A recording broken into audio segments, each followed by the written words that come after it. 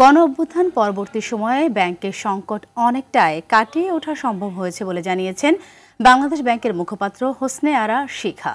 এই মুহূর্তে মুদ্রাস্ফীতি নিয়ন্ত্রণ করাই বাংলাদেশ ব্যাংকের মূল লক্ষ্য বলেও জানান তিনি। দুপুরে বাংলাদেশ ব্যাংকের সংবাদ সম্মেলনে পণ্য আমদানি বেড়েছে জানিয়ে তিনি পণ্যের সাপ্লাই চেইন নিয়ন্ত্রণে সরকারকে এগিয়ে আসা আহ্বান জানান। ব্যাংকের টাকা পাচার রোধে 3টি টাস্কফোর্স কাজ করছে বলেও জানান তিনি।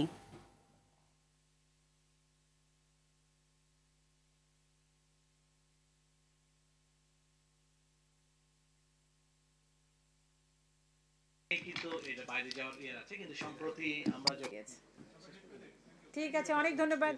মূল্যস্ফীতি নিয়ন্ত্রণে বাংলাদেশ ব্যাংকের দায়িত্ব যেমন দেওয়া আছে, সবগুলো কাজের দায়িত্ব কিন্তু বাংলাদেশ ব্যাংকের নয়।